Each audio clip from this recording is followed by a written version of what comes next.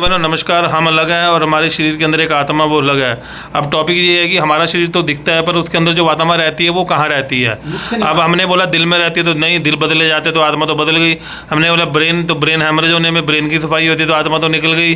अब टांग में टांग कट गई तो आत्मा तो गई। हाथ कट गया रेलवे स्टेशन तो आत्मा तो गई। अब आत्मा का मूल स्थान क्या है? जैसे ब्रह्म कुमारी जी कहते हैं कि आत्मा आपके माथे के सेंटर में रहती है। अब मान लो माथा फट गया, कोई चोट लगी तो आत्मा निकल गई। उसी बात पे हमें विनोद शर्मा जी कुछ चीज़ बता रहे हैं, प्लीज़ सुनिए। धन्यवाद। बताइए सर जी। मुख्य, जब हम सुप्त अवस्था में होते हैं तो आत्मा शरीर में भ्रमण करती है। वो किसी भी स्थान भ्रमण कर सकती है जब सो रहे होते हैं। हाँ, अंगूठे में भी आ सकती है, उंगली में भी आ सकती है। एक तो गाढ़ निद्रा होती है, एक स्वप्न निद्रा होती है। शहर वाले तो सपन निद्रा में सोते हैं, गांव वाले गहरी निद्रा में सोते हैं। वो आप आकलन कर लीजिए। तो उसमें तो ये भ्रमण करती है और तभी वो स्वप्न आते हैं। अंधे को स्वप्न नहीं आते, ऐसा सुना है कि अंधे को स्वप्न नहीं आते। जो नेत्रहीन होते हैं उनको स्वप्न नहीं आते, जो नेत्र वाले होते हैं उन्हीं को स्वप्न आते हैं।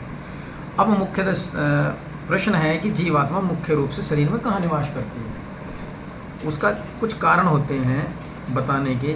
जब आप जीवन में कभी भी बहुत ज़्यादा दुखी होते हो या किसी व्यक्ति ने आपके साथ कुछ गलत अपराध कर दिया हो या आपको कठोर वचन बोलने में आदमी नष्ट हो जाता है, धन का ज़्यादा लॉस कर दिया हो या आपका धन छीन लिया, आपकी प्रॉपर्टी छीन ली, तो आप बहुत पीड़ित होते हो। तो उस टाइम आप भगवान से प्रार्थना करते हैं, हे प्रभु, ऐसे बहुत ज़्यादा इग्नोर करते हो जैसे भी हम उस वक्त कहते हैं, हे प्रभु इसको 18 टायर नीचे, टायर के नीचे देके चूरा कर देना। बिल्कुल हम ये कहते हैं। जो भी उसको आप शब्द बोलोगे तो आपके हाथ की क्रियाएं होती है दोनों की। एक हाथ तो उसकी तरफ जाएगा जिसका आप संबोधन कर रहे हो, और एक हाथ आपकी नहीं, एक हाथ आपकी तरफ आएगा। तो आप क्या बोलोगे? हे परमात्मा, यदि तू सुन रहा हो तो हाथ कहाँ गया? लेफ्ट सेंटर में, छाती के बीचों बीच। और एक हाथ आपका गया उसकी तरफ जिसको आप संबोधन कर रहे हो कि इसका मेरा न्याय करना, इसके साथ ऐसा करना, मेरे साथ ऐसा किया। तो एक अंगुष्ठ के बराबर एक स्थान होता है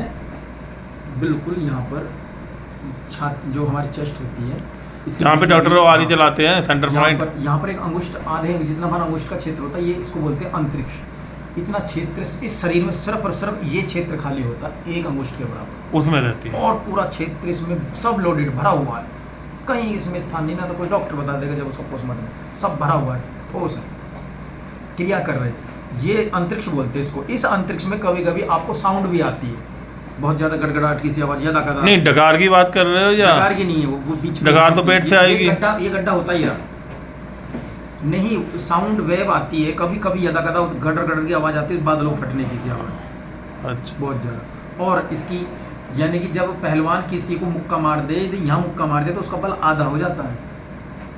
यह सेंटर है, अंतरिक्ष बोलते हैं इसको।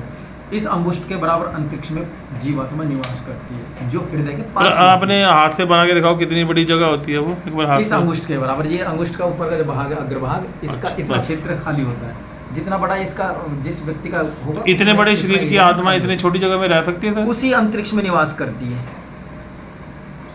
जीवात्मा। तो मैंने आपको आकार बताया है, बहुत सूक्ष्म है, लेकिन उस आकार में वो भ्रमण करती है, उसी में उसका निवास स्थान है। और यहाँ पर आपने किसी का प्रहार किया, यहाँ पर बहुत जल्दी मृत्यु हो जाती है व्यक्ति की। बलहीन तो वो जब यमराज मरने के समय आते तो यहाँ से आत्मा खींच के ले जाता है। यमराज यहाँ से नहीं खींचता, अपने कर्मों के अनुसार जो हमारे 9 द्वार है उनसे जीवात्मा निकलती है। अच्छा, तब उनसे निकलती है। आजकल 90% जीवात्मा तो जो नीचे के 2 क्षेत्र इनसे निकली, लैट्रिन द्वार से, लैट्रिन से निकल ली है, तो वो मूत्र द्वार में चला जाएगा, और मूत्राशय से निकल जाएगी तो वो जल योनि में चला जाएगा, यानी कि नाली का कीड़ा बनेगा या समुद्र का कोई मछली बनेगा। तो 90% तो जीवात्मा निकल ली है निचले 2 द्वारों से। ठीक है, उदान प्राण पर होकर सवार निकलती जीवात्मा, और वो 90% निकल ली है, क्योंकि कर्म इतना दूषित हो रहा है व्यक्ति का, तो वो अपराध ही कर रहा है। और जिसका मुख से निकलती है वो इंसान बन जाएगा, जिसकी नासिका से बनती है और श्रेष्ठ कुल में चला जाएगा, और जो आंखों से निकलेगी तो चंद्रलोक और सूर्यलोक में भी उसको कुछ दिनों के लिए चला जाता है। वो फिर आता है तो एक अच्छे घर में जाता है। जितना ऊपर से ऊर्ध्वमुख निकलेगी उतना ही श्रेष्ठ आपको योनि मिलेगी, जितना ध्रुवा चले जाओगे उतना ही आपको निकृष्ट योनि मिल जाएगी। तो जीवात्मा अंतरिक्ष में निवास करती है, और अंतरिक्ष जो हमारे शरीर में होता है हृदय के पास बिल्कुल सेंटर में होता है। ये धर्म में लिखा हुआ ग्रंथों में? हाँ, वेदों में मिल जाएगा आपको, वेदों में मिल जाएगा। ठीक है, ठीक है। धन्यवाद देवी, आप कथा में आए, शुक्रिया, मेहरबानी। और सर जी, आपने बहुत ज्ञानपूर्ण बातें बताई। ऐसे ही ईश्वर की कृपा आप सब पे बनी रहे और ऐसे ही ज्ञानपूर्ण मीटिंग चलती रहे। बहुत बहुत धन्यवाद। विनोद शर्मा जी जो कि एक एडवोकेट हैं, कभी भी मिलना हो सूरजपुर कोर्ट में मिलें, और कभी आपको प्लॉट चाहिए हो उसमें भी मदद करते हैं। बहुत बहुत धन्यवाद।